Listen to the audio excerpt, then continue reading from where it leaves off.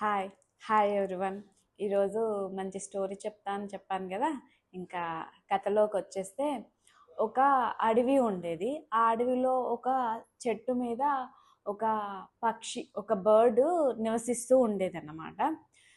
ఆ చెట్టు కింద ఒక లేడి పిల్ల తిరుగుతూ ఉండేది. అయితే ఆ లేడీ ఏంటి అంటే, ఆ లేడీ వాళ్ళ గుంపులకించి తప్పిపోయి బయటకొచ్చేసింది. అట్లా ఎక్కడికెళ్ళాకో తెలవక ఈ అడవిలో ఆ చెట్టు కింద ఉండేది. ఇంకా అక్కడే దొరుకుతున్న ఫుడ్‌ని తినుకుంటా, అక్కడే ఆ బర్డ్ తోటి మాట్లాడుకుంటా అలా జీవనం సాగిస్తూ ఉంది ఆ లేడీ. ఆ బర్డ్ గూడా చాలా మంచిగా ఉండేది. ఆ బర్డ్ ఎగ్స్‌ని పెట్టింది. ఎగ్స్ పెట్టేది. ఆ బర్డ్ ఏంటి, ఓన్లీ దాని ఫుడ్ కోసమే వెళ్ళాలి గాబట్టి కొద్దిసేపు బయటకెళ్ళేసి ఫుడ్‌ని తీసుకొనొచ్చేసి మళ్ళీ ఆ ఎగ్స్ మీదనే కూర్చునేది. మామూలుగా అందరికీ తెలుసు, ఎగ్స్ పొదగాలి అనంటే బర్డ్ వీటి మీద కూర్చోవాలి. అలా చాలా సేపు కూర్చునేది. అలాగే కింద లేడి తిరుగుతూ ఉండేది కదా! దాంతోటి ముచ్చట్లు, కబుర్లు చెప్పుకుంటూ ఉండేటివి. 2 అలా ఉండేటివి. కొన్ని రోజులకి బర్డ్ ఎగ్స్ పగిలి పిల్లలయ్యాయి మంచిగా. చిన్న చిన్న పక్షి పిల్లలు, బర్డ్స్ పిల్లలు వచ్చేసాయి బయటకి. ఇంకా వాటికి గూడా ఫుడ్ తేవాలి. సో, వాటికి గూడా ఫుడ్ తేవాలి. ఇది ఫుడ్ తినాలి అనంటే చాలా టైం పడతది. బయటకెళ్ళాలి అంటే చాలా టైం పడతది. సో, ఇంకా బయటకెళ్ళేది. బయటకెళ్ళి తను ఫుడ్ తిని, వాటి పిల్లలకి గూడా ఫుడ్ తీసుకొని వచ్చేది. వచ్చేసే వరకి కొంచెం టైం ఎక్కువ పట్టేది. ఇంతకు ముందు లెక్క ఫాస్ట్‌గా వచ్చేది గాదు. కొంచెం టైం ఎక్కువ పట్టేదనమాట. సో, వాటికి పిల్లలకి అలా ఫుడ్ తీసుకొచ్చిస్తే, ఆ పిల్లలు అక్కడనే ఉండి ఫుడ్ తినేవాళ్ళనమాట. ఏ పక్షి పిల్లలు గూడా త్వరగా త్వరగా ఫ్లై అవ్వవు గదా! కొంచెం టైం పడతది. సో, అలా ఆ పిల్లల్ని వాళ్ళ తల్లి బర్డ్ చూసుకుంటూ ఉండేది. కింద లేడీ గూడా అక్కడ దొరికే ఫుడ్‌ని తినుకుంటూ అది గూడా చాలా హ్యాపీగా ఉండేది. అయితే ఒకరోజు ఏమైంది, బర్డ్ ఫుడ్ కోసమని బయటకెళ్ళింది. అప్పుడు ఆ బర్డ్‌కి ఆ ఫారెస్ట్‌కి దగ్గరలో వేటగాళ్ళు తిరుగుతుర్రు అన్న విషయం అబ్జర్వ్ చేస్తది. అబ్జర్వ్ చేసి ఇంకా ఆఫ్టర్‌నూన్ టయానికి ఆ చెట్టు దగ్గరకొస్తది గదా! వాళ్ళ ఇంటికొచ్చినప్పుడు చెప్తది కింద ఉన్న లేడీకి. ఇక్కడ దగ్గరలో వేటగాళ్ళు తిరగడం చూసాను నేను. నువ్వు చాలా జాగ్రత్తగా ఉండు. ఎవరన్నా వేటగాళ్ళు గిట్ల నిన్ను చూసారో ఇంక నిన్ను బాణంతోని కొట్టేస్తారు. చాలా జాగ్రత్తగుండు అని చెప్తారు. చెప్తే ఇంక లేడీ అనుకుంటది, ఓహో! నువ్వు నాకు చాలా జాగ్రత్తగా చెప్తున్నావు. చాలా థ్యాంక్ యూ. కానీ రేపు మార్నింగ్ అయితే ఏం జరుగుతదో ఎవ్వరికీ తెలియదు. నేను ఉంటానో తెలియదు. ఆ వేటగాళ్ళ చేతుల్లో చిక్కుతానో తెలియదు అని చెప్పి లేడీ అనుకుంటది. ఇంకా ఆ బర్డ్ చాలా మంచిగా చెప్తది గదా! లేడీకి ఏమని చెప్తది? "నువ్వు జాగ్రత్తగుండు" అని చెప్తది. అక్కడే దగ్గరలో ఒక చెట్లు, పొదలు అట్లుంటాయి గదా! అక్కడ ఒక పాము, ఒక తేలు ఉంటది. అవి 2 ఇవి మాట్లాడుకునేటివి అబ్జర్వ్ చేస్తది. చేసి పాము నవ్వుతది.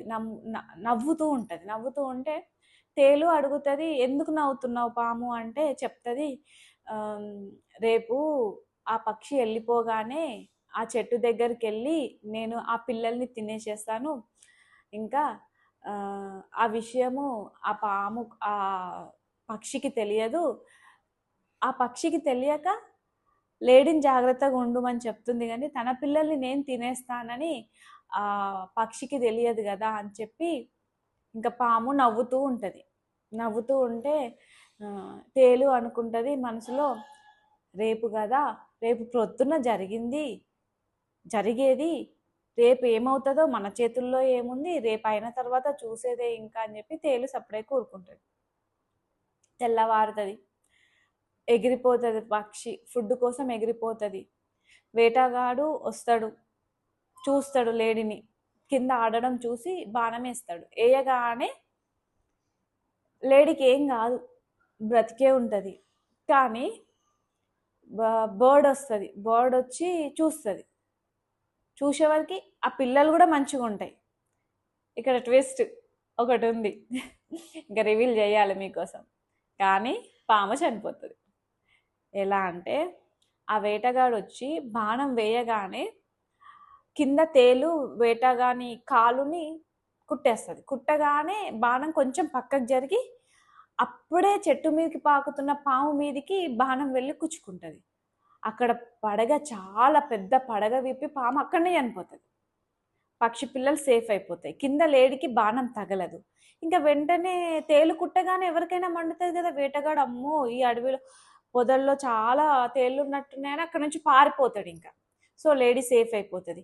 బర్డ్ వచ్చి చూసే వరకు పిల్లలు సేఫ్గా ఉంటారు. ఈ కథలో చూసారా, రెండు ఉన్నాయి.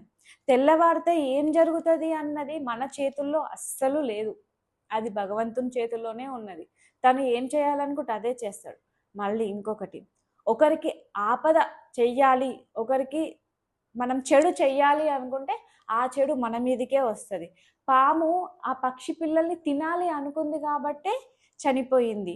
అదే పక్షి ఆ లేడీని కాపాడుకోవాలి, నువ్వు జాగ్రత్తగా ఉండు అని చెప్పింది కాబట్టి పక్షి పిల్లలు సేఫ్గా ఉన్నాయి. సో ఇందులో రెండు ఉన్నాయి నీతులు, అందుకే చెప్పాను రెండు నీతులు ఉన్నాయి.